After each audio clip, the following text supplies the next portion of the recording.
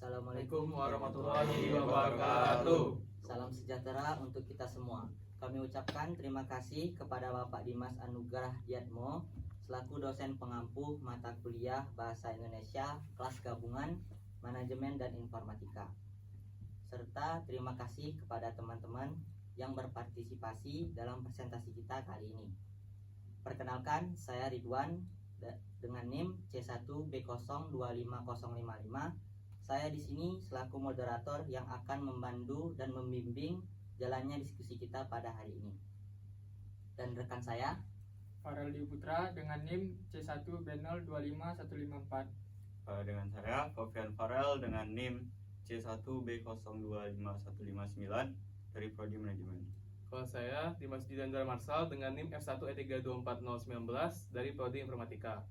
Dan saya Muhammad Arik Milzamal Farabi dengan NIM F1E324011 dari Prodi Informatika.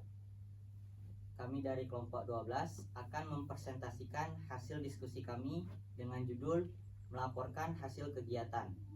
Kepada teman-teman kelompok 12, saya persilakan untuk kembali ke tempat terlebih dahulu.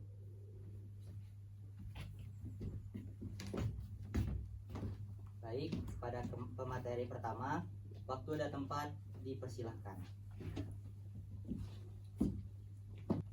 Oke, baik. Saya sebagai pemateri pertama akan menjelaskan melaporkan hasil kegiatan. Melaporkan hasil kegiatan adalah langkah penyampaian informasi secara objektif, faktual, dan sistematis tentang pelaksanaan dan capaian dari suatu kegiatan atau tugas yang telah diselesaikan.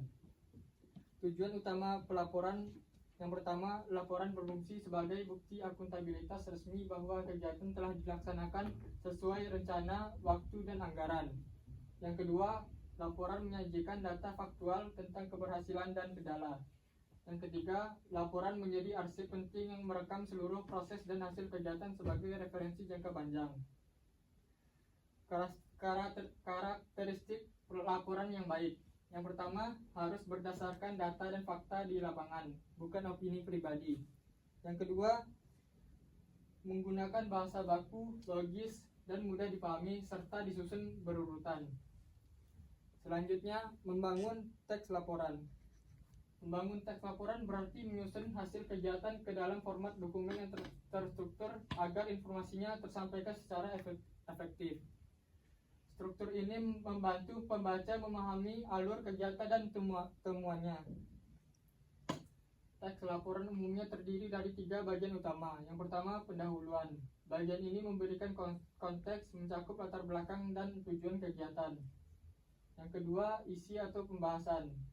Ini adalah inti laporan, memuat detail pelaksanaan, dan yang paling penting adalah hasil dan capaian. Yang ketiga, penutup.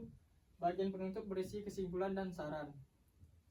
Oke, saya selanjutnya akan dilanjutkan ke materi kedua.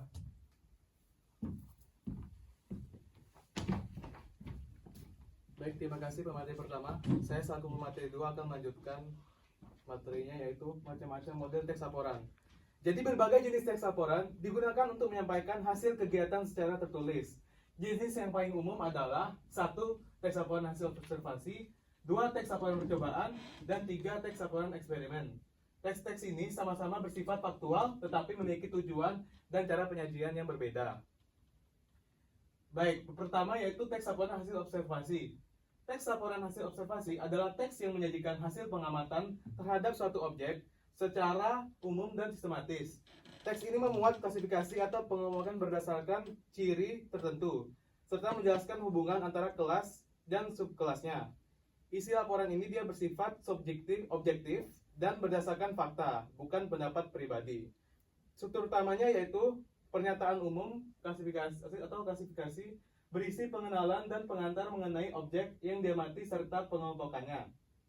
Aspek atau bagian yang dilaporkan menjelaskan bagian-bagian, ciri-ciri, dan karakteristik objek secara rinci.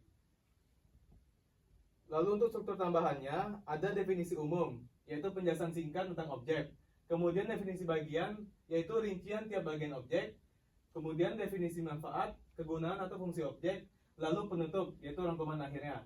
Fungsinya adalah yaitu menyampaikan hasil kegiatan observasi menjadi dasar pertimbangan dalam pengambilan keputusan dan menyediakan informasi yang akurat dan terpercaya menjadi dokumen resmi hasil pengamatan. Lalu ada teks laporan percobaan. Teks laporan percobaan adalah teks yang berisi hasil dari suatu kegiatan percobaan atau praktikum yang dilakukan secara langsung.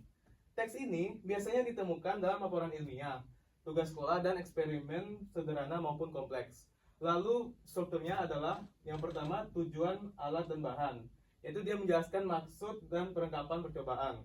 Kemudian kedua ada langkah-langkah, itu adalah tahapan pelaksanaan percobaan.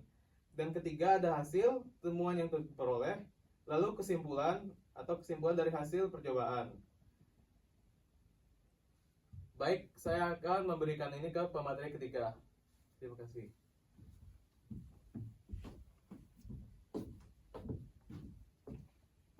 Baik, saya sebagai pemateri ketiga akan menjelaskan materi tentang analisis. Tujuan analisis. Apa sih tujuan analisis itu? Tujuan analisis adalah menilai apakah laporan sudah sesuai struktur, fakta, dan kaidah bahasa, membantu memperbaiki laporan agar objektif dan jelas. Selanjutnya, tahapan teks laporan yang dianalisis. Yang pertama yaitu pernyataan umum. Apakah laporan memberi gambaran dan fungsi objek? Yang kedua, deskripsi bagian. Apakah semua bagian dijelaskan faktual dan lengkap? Yang ketiga ada kesimpulan. Apakah kesimpulan sesuai fakta, tidak berlebihan? Kriteria analisis. Kriteria analisis dibagi menjadi 3. Yang pertama yaitu kebenaran fakta. Berdasarkan observasi atau data, dan kedua bahasa, formal, jelas, dan objektif. Yang ketiga ada konsistensi. Informasi dideskripsi sesuai dengan kesimpulan. Contoh sederhananya, perpustakaan bersih, rak buku rapi, meja baca bersih, dan kesimpulan, lingkungan mendukung belajar. Membangun teks laporan. Definisinya, menyusun teks laporan sama dengan membuat laporan baru berdasarkan data, observasi, atau peristiwa. Harus formal, runtut, dan objektif. Struktur teks laporan hasil observasi. Yang pertama judul, yaitu singkat dan jelas. Yang kedua pernyataan umum atau klasifikasi, gambaran dan fungsi objek. Yang ketiga deskripsi bagian, rincian fakta tiap bagian. Yang keempat deskripsi manfaat atau kesimpulan opsional, ringkasan hasil. Tips menyusun laporan. Gunakan bahasa formal dan jelas. Fakta harus akurat, hindari opini. Pastikan tiap bagian sesuai struktur, revisi, dan cek konsistensi data. Contoh sederhananya, kantin sekolah. Etalase tertutup, area makan bersih, petugas sopan. Kesimpulannya, kantin sehat dan nyaman. Mungkin selanjutnya akan dilanjutkan oleh pemateri keempat. Boleh pemateri keempat?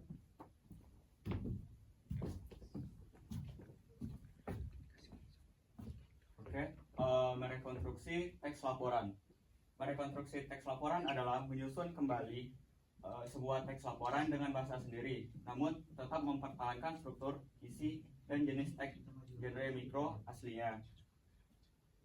Langkah-langkah utama, tentukan teks laporan yang akan direkonstruksi. 2.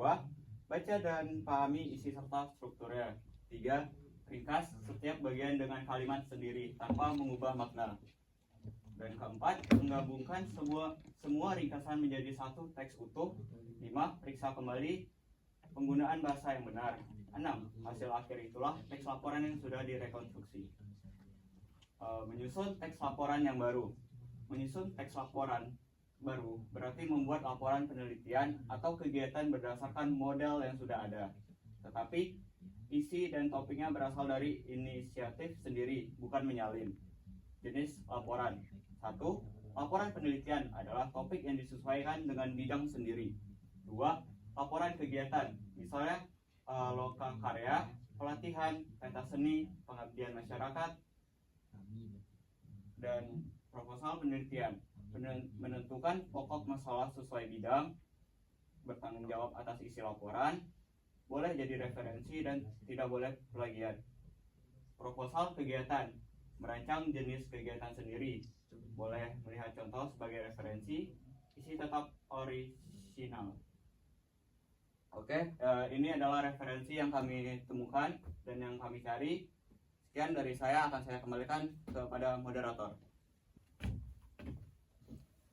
Baik, saya ucapkan terima kasih kepada Pian sebagai pemateri terakhir. Dengan demikian, selesai sudah presentasi kita pada kali ini. Semoga apa yang disampaikan kami dapat bermanfaat untuk kita semua. Jika ada kesalahan dan kekurangan, mohon dimaklumin karena kita di sini sama-sama belajar.